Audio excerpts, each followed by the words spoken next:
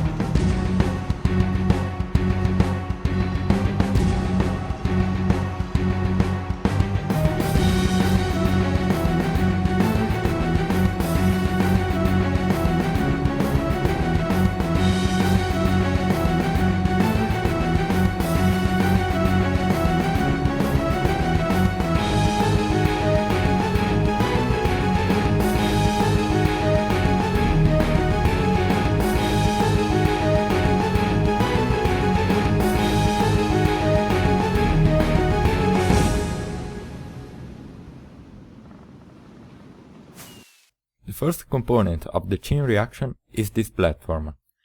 You can trigger it by placing this basketball right in the center of this area and by shooting that witch's nose. A sand block will fall on this pressure plate and a signal will get through there. This will allow the red sand block to fall right in that hole and the quartz block will be placed back. You can see when I shoot the witch's nose.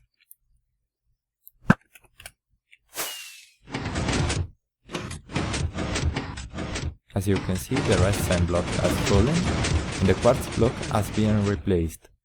The second component is this tube. This is needed to move the redstone block from there to there. This is done by triggering the system with this signal, and as you can see, the redstone block is moved by the piston adjacent to it, that are the only one triggered, and the redstone block gets here, to the third component, the TNT cannon. Now normally this will be there to allow the TNT cannon when the redstone block arrives here. Now the TNT cannon is quite simple, is a little modification of the design of TNT cannon that Docm77 showed in the video in the description. Simply put, this TNT gets ignited, and after a certain delay, this redstone block is able to fall through this glass tube, and by falling right before the TNT explodes, it gets propelled upwards over there. This cobblestone generator is used to move the redstone block from there to there, where the TNT cannon here will shoot it to that TNT cannon.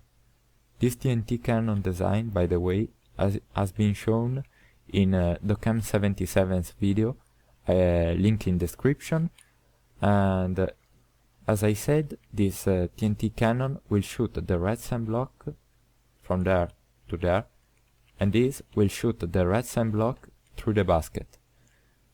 The basket has been filled with tripwire, but this is just for completeness. Doc, if you're going to build this, and I strongly suggest that you do, because it looks very cool, you will need just one line of tripwire going from there to there, right in the center. The tripwire signal gets through the wall, activates this piston, a redstone block falls through there, and down there it activates a redstone circuit linked to this TNT cannon. The TNT will get there and destroy the wood wall. I put the German flag just because Doc is German. Now, the zombie will track the villager through a complete path. As you can see, it will go from there to there, from there to there, and here. But by doing that, it will pass on this pressure plate that will activate the cobblestone generator right there, and when it gets here, it will activate this piston, closing up this path. But when this path is closed, he will choose another path to get to the closest position to the villager, and in that moment, that path will lead him again to that spot. But meanwhile, the cobblestone generator has been activated, and it's creating a path from there to that pressure plate. So it will be a complete path. As it completes, the zombie will track it and will go from there to there, activating that pressure plate. The pressure plate releases the villager follows this path, activating here a dispenser that dispenses ignited TNT. The TNT blows up just before the villager comes back to this area, allowing the villager to get to this path right below it, and by reaching this spot is able to trigger this big minecart villager domino. By the way, this could have been much smaller. You could do just up to this line, and by doing that it will be completely survival friendly. just it would be easier to use just minecarts and not villager, but it's quite easy to. The redstone circuit behind there is quite easy actually. It activates when the villager below it gets on this pressure plate that activates a chain reaction to all those holding spots that are linked to sticky pistons that, retracting the block just below the villager, takes off the ladder, allowing the villager to fall on the track. After that happens, this villager will have enough momentum to make this leap, activating this activator ray that will bring him on this path, that is a path composed by piston moving tracks along with the minecart with the villager in. This will bring the villager to this spot, activating this minecart chain that is linked up using a repeater, as you can see. When the last minecart moves to that spot, this activator rail creates a pulse for this piston that moves a stone button, allowing the gravel above it to fall, releasing the water up there and the lava up there.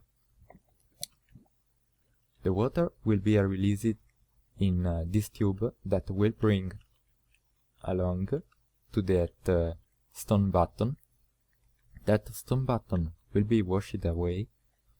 This will allow this gravel to fall. Another source block behind there will create a stream of water to this path and will wash out also this stone button, allowing another stream of water to do the same thing right there and up there.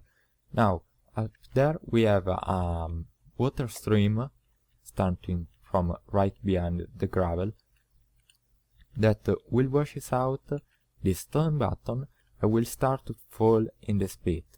But as it's doing so, as it's washed the stone button, the gravel up there will be able to fall and close the pit. So the water will stop falling and will proceed up there.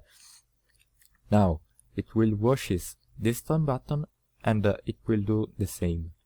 Now the water is able to get to this block, proceed, get down, and get to this spot where you can see the back of a piston. I will talk about that in a second. Meanwhile, the lava follow a similar but shorter path, washing out stone buttons, and this will allow some lava to leak to that place, again to the back of the piston. As you can maybe guess, that piston is linked to a button switch that activates 2 times. The first one when the water stream reaches the spot first, and the second time when the lava gets from there to there and creates a stone block with the water. That produces exactly 2 block updates in total to that piston, and that is used to trigger a circuit that uses the button switch and a toggle switch to send a signal up there and trigger some dispenser with fireworks in it.